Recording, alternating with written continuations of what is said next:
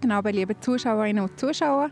Herzlich willkommen zum Jungfrau-Zeitung Panorama vom Dienstag, 1. März, hier aus Thun. Folgende Themen haben wir heute für euch in der Sendung. Wir treffen einen Snowboarder, der sein Leben fast am Augst-Matterhorn verloren hätte. Und wir besuchen das Ausnahmetalent Nanda Walliser in Leissigen. Zuerst gibt es aber noch einen Überblick über die wichtigsten News des Tages.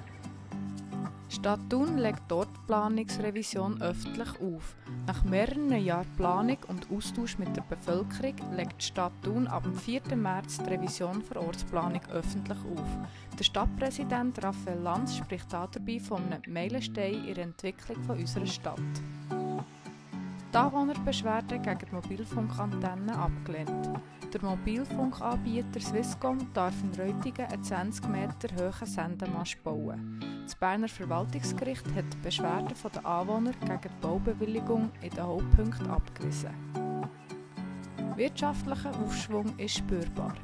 Die BBO Bank Brienz Oberhasli AG kann ein gutes Jahresergebnis 2021 präsentieren. Dank der Lockerungen der Corona-Massnahmen hat die Wirtschaft in der Region Fahrt aufgenommen, so die Regionalbank. Der Jan-Christoph Giger ist vor wenigen Wochen am Augst-Matterhorn von einer Lawine verschüttet worden. Dank mehrerer glücklicher Zufälle hat er das Unglück überlebt. Bei einem Treffen hier in Thun hat er meinem Kollegen Emanuel Moser erzählt, was an diesem Tag genau passiert ist. Also angefangen hat der Tag eigentlich so, dass ich verwacht und dachte, das Wetter ist schlecht vorausgesagt. Irgendwie kann ich nicht gehen, ich rufe dem Kollegen an und sage, wir gehen nicht. Und dann habe ich zum Fenster rausgeschaut und gesehen, dass es viel schöner ist als vorausgesagt. Dann habe ich schnell das Wetter-App angeschaut und gesehen, okay, der Tag wird gar nicht so schlechtes Wetter. Also nicht so bewölkt, wie sie vorausgesagt haben. Und wir gehen gleich. Und dann habe ich den Kollegen getroffen, genau so, wie wir das vorausgesehen haben. Wir sind nach Hackeren gefahren, wo wir eigentlich wollten eine Tour machen, aber einfach dort so am Lift entlang, weil wir gewusst, oben rein kann es gefährlich sein. Und dann hat es aber reingeregnet. Als wir auf Hacker raufgekommen haben wir gesehen, es hat reingeregnet. Es war alles steinhart vereist. Und wir sind mit Brettern unterwegs, wo wir keine Bindung getroffen haben. Also Pole-Surfboard nennen wir das. Und da kannst du nicht fahren, wenn es hart ist, da musst du wirklich Pulverschnee haben. Und dann sind wir dort so neben dem Auto gestanden und ja, was machen wir jetzt? Jetzt gehen wir wieder heim. Ja, irgendwie keine Lust wieder heimzugehen. Jetzt sind wir schon da. Wir haben gesehen, dass vielleicht 200-300 Höhenmeter weiter oben hat es auch nicht reingeregnet hat. Vielleicht könnte man ein bisschen weiter raufgehen. Und dann habe ich das Augst-Matterhorn gesehen, weit hinten oben. Ich habe gesagt, ja, wir können auf die Lombachalp, oder? Das ist genug hoch, dass wir dort an diesem Hängli nicht rauffahren, oder? Weil es zu gefährlich ist. Nur unten, dort, was nicht exponiert ist, dort können wir ein bisschen fahren. Dann sind wir raufgefahren. Dort eben auch wirklich an das Hängli rauf, das nach Beurteilung noch nicht exponiert war. Ja, wie es ist gekommen halt, oder? Als der Retter ist bei mir war, hat er mir von hinten auf den Kopf gelenkt und hat gesagt, ich bin da, Happy Birthday. Und für mich ist es im Nachhinein, muss ich schon sagen, es ist schon so. Also, ein bisschen weniger Schutzengel, und dann würde ich nicht hier stehen. Also am meisten Dankbarkeit. Dankbarkeit, dass ich es erleben durfte, Horizont erweitern. Und sehr dankbar, dass ich so überlebt habe. Das Ereignis hat Jan Giger geprägt. Er ist dankbar, dass er überlebt hat und will seine Zeit ab jetzt für andere nutzen. Genau, es ist sehr schnell hat man sich die Frage gestellt, ja, wie kann ich das an die Leute bringen? Oder? Also, es ist schon super, wenn ich einfach der Leuchtturm kann sein kann und die Leute, die man ja sowieso trifft, kann Inspiration sein. Und, ja, aber wie kann man noch mehr erreichen? Oder? Und dort ist dann sofort die Idee gekommen, ja, wir könnten so eine Art eine Stiftung gründen.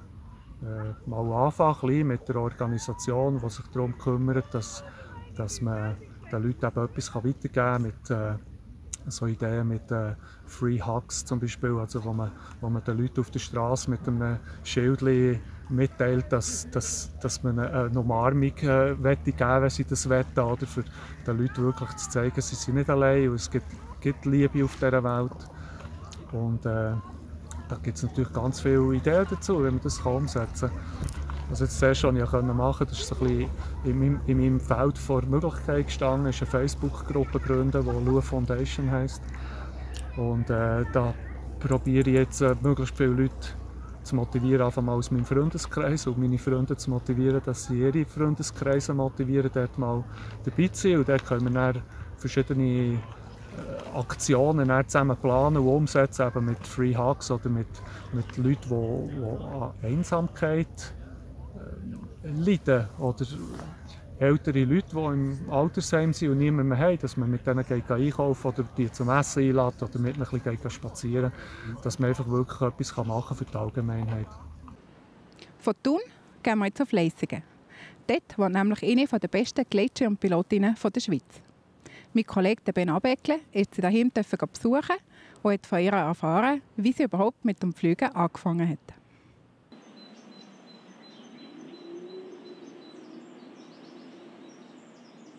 Nanda Walliser, man könnte ja sagen, du bist eine Ausnahmepilotin, du hast unglaublich viel schon gewonnen.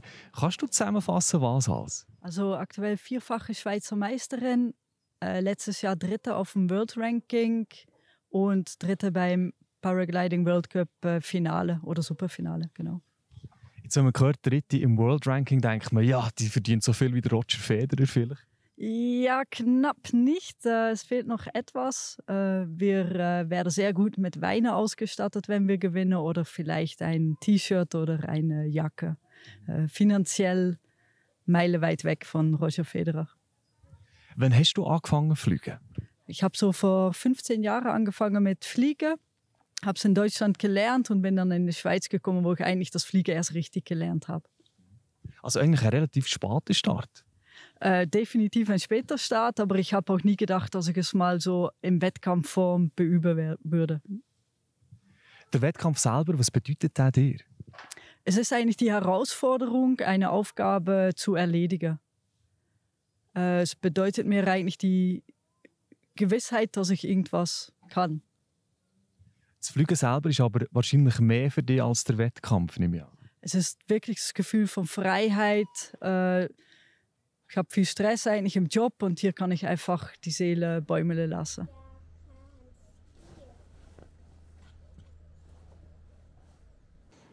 Mit diesen schönen Bildern sind wir am Ende der heutigen Sendung angekommen. Den ganzen Artikel zu diesen 2 faszinierenden Persönlichkeiten aus dem Berner Oberland findet ihr wie ging auf jungfrauzeitung.ch. Kollegen von Meteo News sagen euch jetzt noch grad, wie lange wir das schöne Winterwetter noch geniessen dürfen. Ich danke euch fürs Zugucken und wünsche noch einen ganz schönen Abend. Das Wetter wird euch präsentiert von Interlaken Tourismus. Das ist Ihr Jungfrau-Zeitungswetter für das Berner Oberland. Grüezi miteinander und ganz herzlich willkommen. Ich grüße Sie heute mit viel Sonne aus Thun. Ja, und das sonnige Wetter haben wir aber einen Hoch über der Ostsee zu verdanken, der im Moment für unser Wetter verantwortlich ist. Wir befinden uns hier dabei im südlichen Bereich vom Hoch in einer Beisenströmung. Der Hochdruckeinfluss geht noch bis am Freitag weiter. Erst am Samstag dürfte dann aus Westen wieder ein bisschen feuchtere Luft zu uns einfließen.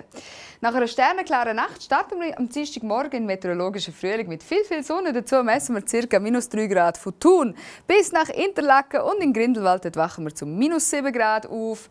Auf den Nachmittag ziehen dann ein paar harmlose Schleierwolken rein und wir erwarten einen weiteren Tag mit wunderbarem Wintersportwetter. Dazu messen wir am Nachmittag rund 7 Grad in Meiringen und bis zu 4 Grad in Adelboden. Und sehr freundlich geht es vorerst auch weiter. Am Mittwoch und Donnerstag ist es trotz zeitweise ein bisschen dichteren Wolkenfelder recht sonnig.